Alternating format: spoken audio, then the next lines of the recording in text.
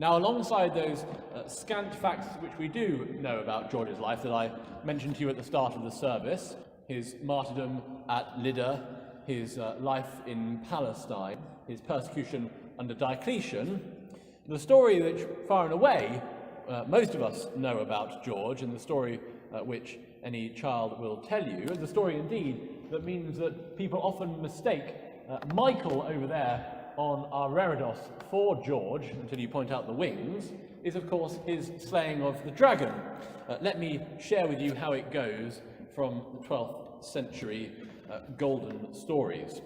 In a faraway kingdom called Silene, with a pond as large as a lake, where a plague-bearing dragon dwelled that envenomed all the countryside. To appease the dragon, the people of Silene used to feed it 2 sheep every day, and when the sheep failed, they fed it their children, chosen by lottery. It happened that the lot fell on the king's daughter.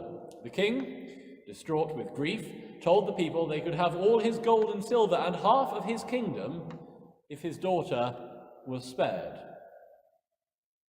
The people refused. The daughter was sent out to the lake, dressed as a bride to be fed to the dragon.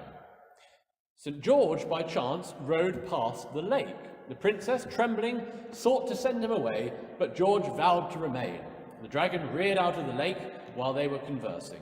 St. George fortified himself with the sign of the cross, charged it on horseback with his lance, and gave it a grievous wound. He then called to the princess to throw him her girdle, and he put it around the dragon's neck. When she did so, the dragon followed the girl like a meek beast on a leash. The princess and St. George led the dragon back to the city of Silene, where it terrified the people at its approach.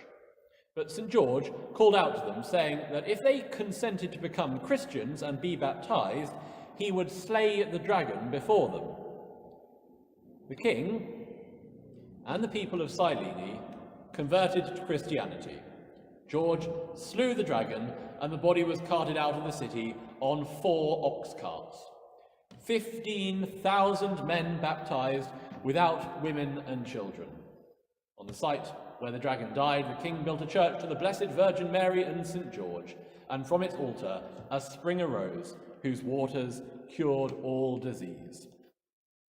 This was the story that those who had been on the Crusades brought back with them. This was the story that so captivated the imagination of this nation that we changed our patron saint to St. George. It's the story of retributive violence, St. George and the dragon, of the very worst kind. We heard a little of that in the reading from Jeremiah, where Jeremiah calls out to God, "O Lord, thou knowest, remember me and visit me, and revenge me of my persecutors." Jeremiah at least is handing the vengeance over to the Lord.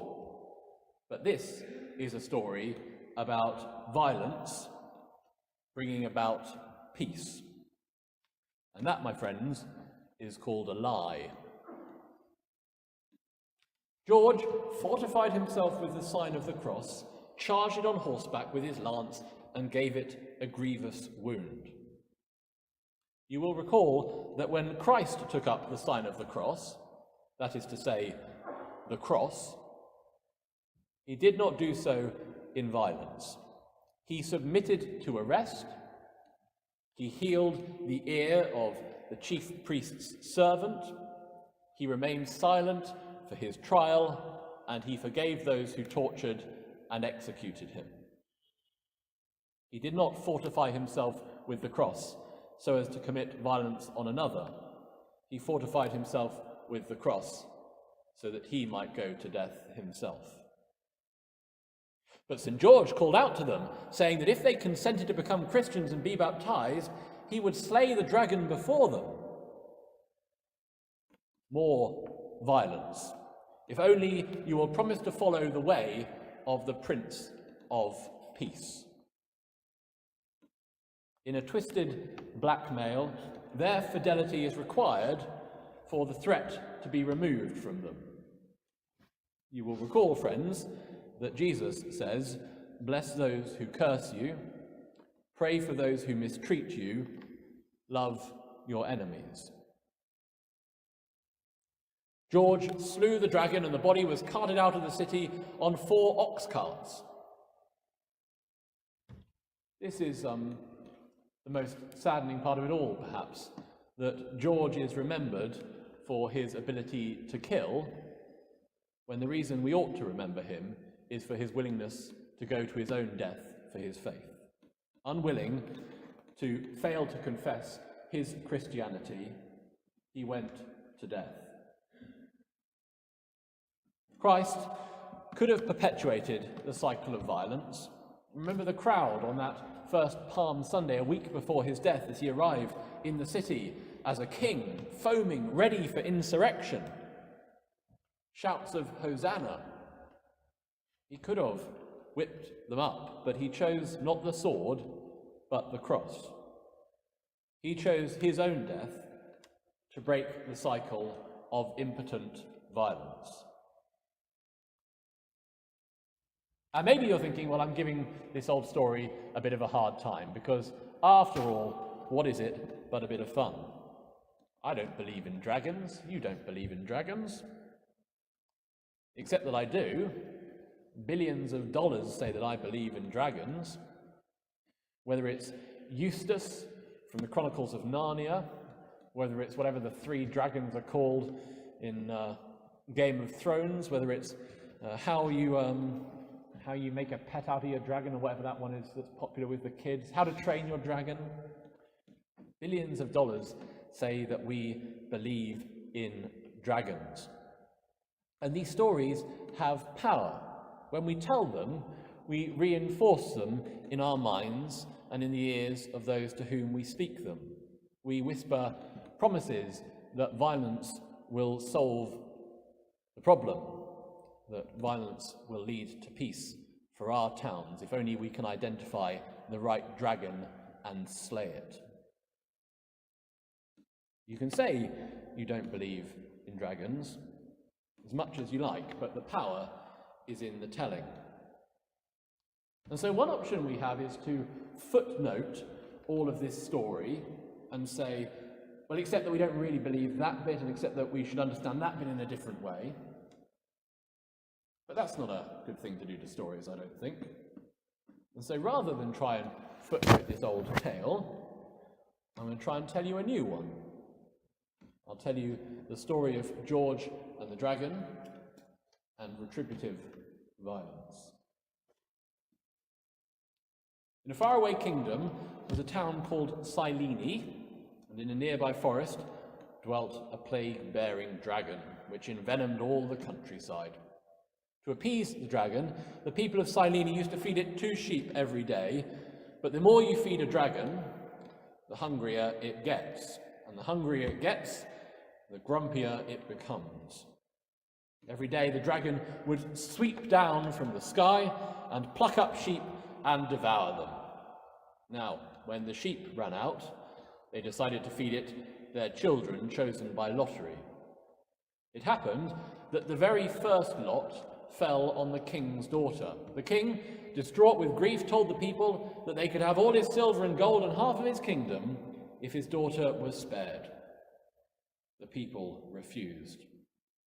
The daughter was sent out to be fed to the dragon. As usual, the dragon flew from the forest to where the sheep ought to be, but as he swept down, he saw a young girl whose eyes were full of fear. The dragon landed beside her, and bowing its long neck, drew its enormous head level with hers. Hungry and grumpy though it was, moved by her terror, the dragon stayed its talon. A knight, George, was riding past. On spotting the great lizard, George fortified himself with the sign of the cross, charged it on horseback with his lance. The beast reared up as the lance tore through wing and gave it a grievous wound on its flank. Quaking in agony, the dragon fell wildly, swinging its forelimbs, and as it tumbled, so its talons slashed the princess from cheek to hip. In great pain, the dragon turned tail and, flapping uselessly, leapt and limped towards his forest home. The princess cried out for George's aid, for she was cruelly injured. But he had eyes only for the beast. Spurring his charger to a full gallop, he set off after the dragon, following its trail of blood. The dragon was filled with fear, seeing that the man was gaining, and despite his pain pushed onward to the tree line. George whipped his horse faster until fatally fatigued, his steed collapsed below him. The dragon, having suffered such loss of blood, held only tentatively to consciousness as he entered the forest and angled uphill. George, whose hunger had become insatiable, continued his chase on foot, discarding his armour as it became too heavy, pushing his weary body on, his arm becoming too tired even to hold his sword. On the verge of exhaustion, George broke through to a clearing at the top of the hill. On the far side, the dragon, too weak to continue, collapsed, its mighty head plummeting and striking the ground like a felled trunk of the trees that surrounded it.